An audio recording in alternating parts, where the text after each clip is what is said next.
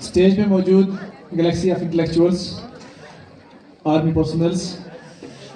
گاؤں سے آئے ہوئے مہمان اکرام اور پیارے بچوں، السلام علیکم و آداب۔ بہت مختصر سا وقت ملا ہے اور کہنے کو باتیں بہت زیادہ ہیں۔ شروع کروں گا علامہ اقبال کی کچھ لائنوں سے، جنہوں نے کہا تھا کہ یونان و مصر و روما سب مٹ گئے جہاں سے، باقی ہے اب تک مگر نام و نشان ہمارا، کچھ بات ہے کہ ہستی مٹتی نہیں ہماری، صدیوں رہا ہے دشمن دور زماں ہمارا۔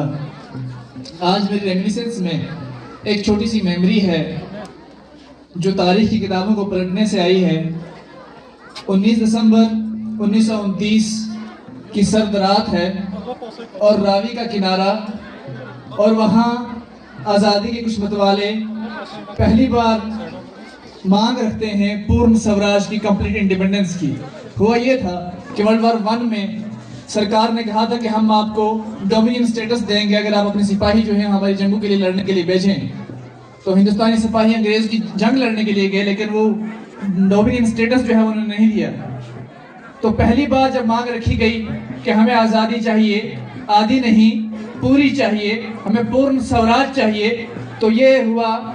19 دسمبر 1929 کو، اور 26 جنوری 1930 کا دن فکس کیا گیا کہ ہاں اس کے بعد ہم اعلان کریں گے کہ ہمیں مکمل آزادی چاہیے، ہمیں ٹکڑے نہیں چاہیے، ہمیں بھیک نہیں چاہیے، ہمیں خیرات نہیں چاہیے۔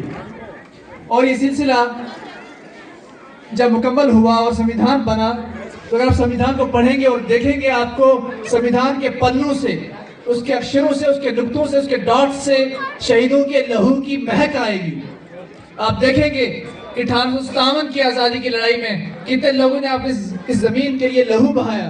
1905 کی سودیسی موومنٹ چلی ہے، 1911 میں جا کے ختم ہوئی، 1920 میں نان کوآپریشن موومنٹ، پھر 1930 میں سول ڈس اوبیڈینس موومنٹ، 1942 کی کوئٹ انڈیا موومنٹ۔ یہ ساری تحریکیں جو ہیں، ان تحریکوں سے جو لہو نکلا ہے، اس لہو نے ہندوستان کی مٹی کو سینچا ہے، جس کی وجہ سے ہمیں ایک کنسٹیٹیوشن ملا، جس کی وجہ سے ہمیں آزادی ملی، اور 26 جنوری 1950 کو یہ کنسٹیٹیوشن مکمل ہو کے آیا ہے۔ جب کنسٹیٹیوشن بن گیا اور فائنل پروف ریڈنگ ہونے لگی، تو ایس رادھا کرشنا جو ہمارے پریزیڈنٹ تھے، ایک سوال آیا، وہ یہ کہ کنسٹیٹیوشن تو بن گیا ہے لیکن اس کا ایک پیج کہیں چوری ہو گیا۔ یہ سوال آ گیا، بھائی ایک پیج چوری ہو گیا، کاپی ایک ہی تھی۔ تو ڈاکٹر ایس رادھا کرشنا نے اپنے ٹائپ رائٹر کو بلایا اور زبانی وہ پیج لکھوایا جو چوری ہوا تھا۔ تو لوگوں کے ذہن میں حفظ تھا کنسٹیٹیوشن، جو نے ہمیں کنسٹیٹیوشن یہ دیا ہے۔ آپ دیکھیں، یہ لڑائی آزادی کی آسان نہیں رہی ہے، یہ ان نعروں کے ساتھ، اس گونج کے ساتھ چلی ہے کہ سرفروشی کی تمنا اب ہمارے دل میں ہے،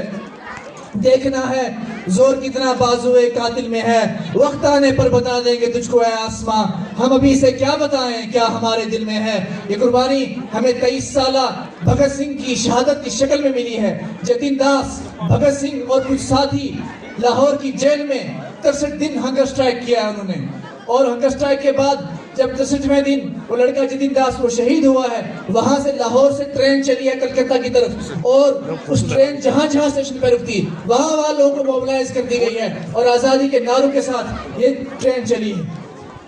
اور اسی سلسلے میں میں آپ کو بہادر شاہ ظفر کی کہانی بتاتا ہوں۔ بہادر شاہ ظفر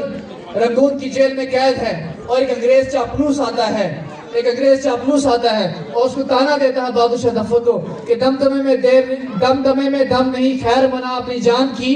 دمدمے میں دم نہیں، خیر منا اپنی جان کی، اے ظفر جھکنے لگی شمشیر ہندوستان کی۔ تو نحیف 88 سال کا بوڑھا ایک کیل پکڑتا ہے اور دیوار کے اوپر لکھتا ہے اپنے نحیف ہاتھوں سے، کمزوری انسان کے جسم میں نہیں ہے، کمزوری انسان کے دماغ میں ہے، اور قید جو ہے وہ بیڑیاں نہیں ہیں، قید انسان کے دماغ میں ہوتی ہے۔ اور وہ آدمی جو سلور جیل میں، جو رنگون کی جیل میں بظاہر تو بیڑی میں لپٹا پڑا ہے، لیکن اس کی اس کی سوچ جو ہے وہ آزاد ہے، اور وہ کہتا ہے کہ تو یہ کہتا ہے کہ دمدمے میں دم نہیں، خیر منا اپنی جان کی، اے ظفر جھکنے لگی شمشیر ہندوستان کی۔ تو اس نے یہ کہا، غازیوں میں بو رہے گی جب تک ایمان کی، اس نے یہ لائن لکھی کہ غازیوں میں بو رہے گی جب تک ایمان کی، تخت لندن تک چلے گی تیغ ہندوستان کی۔ آخر میں وقت کم ہے، تو یہ جو آزادی کی تحریک ہے یہ نغموں سے، سازوں سے، رومانی نظموں سے، سرود و ساز سے نہیں، یہ انقلاب کے نعروں سے جو انگارے ابلتے تھے، یہ ان بیڑیوں کی کھڑکھڑاہٹ سے اور ان کی دھمک سے، پائل کی چھن چھن سے نہیں بلکہ بیڑیوں کی چھنچھناہٹ سے یہ آزادی ہمیں ملی ہے۔ یہ غزل ہے کہ یہ کم سن سی کلیاں، یہ مہکتی ہوائیں، یہ پائل کی چھم چھم جو پاس بلائیں، یہ خسار کی لالی، یہ زلفوں کے سائے، یہ سراہی سی گردن، یہ جنگی صدائیں، یہ محبت کی باتیں، یہ محبوب کی یادیں، یہ بجھتے چراغوں کو بے شک ہوا دیں، انہی کی بدولت ہے محفل میں رونق، انہی سے وفا کی اشرفی دمکتی، انہی سے جوانوں کی آنکھیں چمکتی، پر ہمیں آگ پینے دو زندہ جوانوں، پر ہمیں آگ پینے دو زندہ جوانوں، کہ جھکنوں پہ ہم کو بھروسہ نہیں ہے، اور لڑے ہیں صدا مشعلے لے